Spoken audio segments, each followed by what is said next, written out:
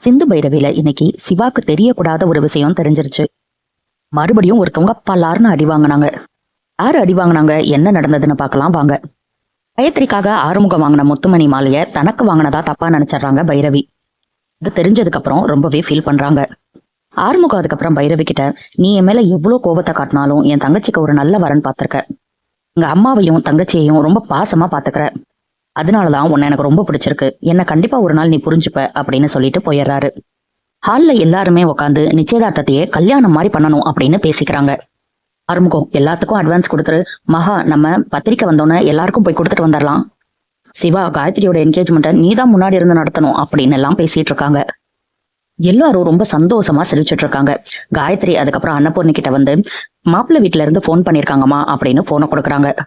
அன்னபூர்ணியும் ரொம்ப சந்தோஷமா வாங்கி, சம்மந்தி நானே உங்களுக்கு கூப்பிடலாம்னு நினைச்சேன். பத்திரிக்கை எல்லாம் சாயங்காலம் வந்துரும்.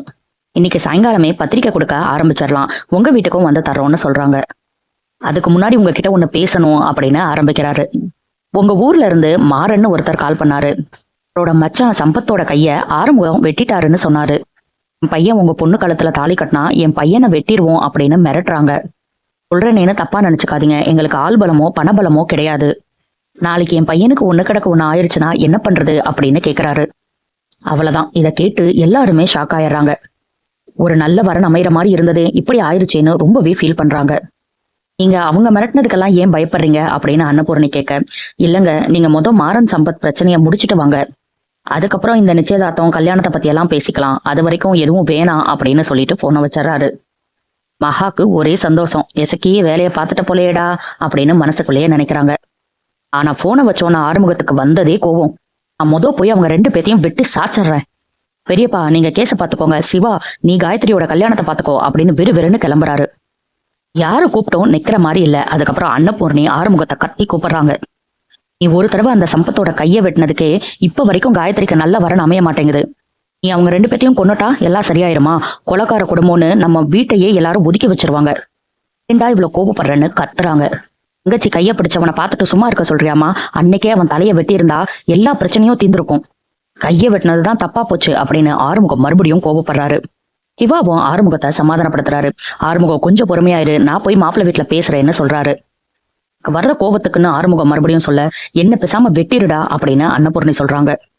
ஏமா இப்படி சொல்ற அப்படின்னு ஆறுமுகம் சொல்ல, உன் கோபத்தினால தாண்டா இன்னைக்கு இங்க வந்து நிக்கிறோம். நீ தாண்டா எல்லாத்துக்கும் காரணம் அப்படின்னு கோவப்படுறாங்க. அவன் ஒண்ணுமே தெரியாத அப்பாவி மாதிரி, என்னப்பா நீ இவ்வளவு கோவப்படுற? நீ ஏதாவது பண்ணிட்டு ஜெயிலுக்கு போயிட்டா உன் வாழ்க்கை என்னப்பா ஆகுறது அப்படின்னு ரொம்ப உருக்கமா பேசுறாங்க. யாருமே எங்கேயுமே போய் பேச வேணாம். நான் ஒருவேளை கல்யாணம் பண்ணிக்கிட்டாலும் மாறனும் சம்பத்தோ சேர்ந்து அவரை ஏதாவது பண்ணிட்டா அப்புறம் நான் என்ன பண்றது? எனக்கு கல்யாணமே வேணாம், நான் லாஸ்ட் வரைக்கும் இங்கேயே இருந்துடுறேன்னு காயத்ரி அலறாங்க. காயத்ரிக்கு அன்னபூர்ணி ஆறுதல் சொல்றாங்க. எசக்கி, எப்படியோ நம்ம பத்த வச்ச நெருப்பு பயங்கரமா பத்திக்கிட்டு எரியுது அப்படின்னு மனசுக்குள்ள நினைக்கிறாரு. பொண்ணுக்கு நல்ல வரன் அமைஞ்சிருச்சுன்னு சந்தோஷமா இருந்தேனே, இப்படி ஆயிருச்சேன்னு அன்னபூர்ணி ரொம்பவே ஃபீல் பண்றாங்க. சிவா நேரா மாப்பிள்ளை வீட்டுக்கு போவாருன்னு பார்த்தா ஹாஸ்பிட்டலுக்கு வராரு. அங்க ஒரு பேஷண்ட் கிட்ட, உங்களுக்கு ஆஞ்சியோபிளாஸ்ட் பண்ணா எல்லாம் சரியாயிரும்னு பேசிட்டு இருக்காரு. அந்த டைம்ல லாயர் அங்க வராரு. சிவா கிட்ட, இது என்னோட பிரதர் தான் சிவா. ஆபரேஷன் பண்றதுக்காக சென்னை போறேன்னு சொன்னாரு. நீங்க இருக்கும்போது எதுக்கு சென்னைக்கு போகணும் அப்படின்னு சொல்லிட்டு தான் இங்க கூட்டிட்டு வந்தேன். அப்புறம் உங்ககிட்ட தனியா பேசணும் அப்படின்னு சொல்லி ஆரம்பிக்கிறாரு. 2 வாரம் முன்னாடி உங்க அம்மா என்னோட ஆபீஸ்க்கு வந்திருந்தாங்க. அன்னபூர்ணி பேர்ல இருக்கிற எல்லா சொத்தையும் உங்க அம்மா பேருக்கு மாத்தணும்னு சொன்னாங்க. இன்னும் 1 மாசத்துல என்னோட ஃப்ரெண்டு தான் சப் ரெஜிஸ்ட்ராரா வராரு. கோடிக்கணக்கான சொத்து, கொஞ்சம் ரிஸ்க் தான், ஆனா நான் பண்ணி தர்றேன்னு சொல்லியிருக்கேன் சிவா. நீங்க ஒன்னும் கவலைப்படாதீங்க, நான் நல்லா பண்ணி தந்துடுறேன் அப்படின்னு சொல்றாரு. சிவாக்கு தெரிஞ்சுதா எல்லாமே நடக்குதுன்னு நினைச்சிட்டாரோ என்னமோ. அவ்வளவுதான். இதை கேட்டுட்டு சிவா பயங்கரமா ஷாக் ஆகுறாரு. ஆயர்கிட்ட எதுவும் பேசாம கோபமா வீட்டுக்கு கிளம்புறாரு. இங்க மாறனும் சம்பத்தும் கார்ல போயிட்டு இருக்காங்க. நீ ஒன்னும் கவலைப்படாத சம்பத், எப்படியும் காயத்ரி உனக்கு தான். அவளை வேற யாரும் கல்யாணம் பண்ணிக்க முடியாது, நான் பாத்துக்கிறேன் அப்படின்னு பேசிட்டே போறாங்க. போயிட்டு இருக்கும்போது எதுக்க ஒரு கார் வந்து நிக்குது. இறங்குனது வேற யாரா இருக்கும்? ஆறுமுகம் தான். 2 பேரும் மாறி மாறி மிரட்டிக்கிறாங்க. நாளை காயத்ரியை யாருக்கும் கல்யாணம் பண்ணி வைக்க முடியாது, என் மச்சான் தான் உன்னோட தங்கச்சி கழுத்துல தாலி கட்டுவான் அப்படின்னு சொல்றாரு மாறன். அதுக்கப்புறம் என் தங்கச்சி வாழ்க்கையில 2 பேர் வந்தீங்க, அதுக்கப்புறம் அன்னைக்குதான் உங்களுக்கு கடைசி நாளா இருக்கும் அப்படின்னு ஆறுமுகம் மிரட்டுறாரு. தங்கச்சிக்கு நீ யார கல்யாணம் பண்ணி வச்சாலும் உன் தங்கச்சியை ஒண்ணும் பண்ண மாட்டோம், ஆனா கட்டிக்கிறவனை கண்டிப்பா கழுத்து அறுத்துருவோம். அப்புறம் உன் தங்கச்சி தாலி அறுத்துட்டு வந்து வீட்டுலதான் உட்காருவா அப்படின்னு சம்பத் சொன்னோன்னு கழுத்தை பிடிச்சிடறாரு ஆறுமுகம். இதுக்கு மேல என் தங்கச்சி வாழ்க்கையில 2 பேரும் வந்தீங்க அவ்வளவுதான் அப்படின்னு மிரட்டிட்டு கிளம்புறாரு. இத தூரத்துல இருந்து பார்த்துட்டு இருந்த இசக்கி, நம்ம ஆல்ரெடி பத்த வச்சது இங்க சூப்பரா பத்திக்கிட்டு எரியுது. இதோட விட்டுறக்கூடாது. இத வச்சு பெருசா ஏதாவது ஒரு சம்பவம் பண்ணிடணும் அப்படின்னு மனசுக்குள்ளேயே நினைக்கிறாரு. சிவா இங்க கோபமா வீட்டுல வந்து உட்கார்றாரு. அம்மா எங்கன்னு ஐஸ்வர்யா கிட்ட கேட்க கோயிலுக்கு போயிருக்காங்கன்னு பதில் சொல்றாங்க. என்னன்னா என்ன விஷயம்னு கேட்க பதில் பேசவே இல்ல சிவா. இதோ அம்மாவே வந்துட்டாங்களே அப்படின்னு ஐஸ்வர்யா சொல்றாங்க.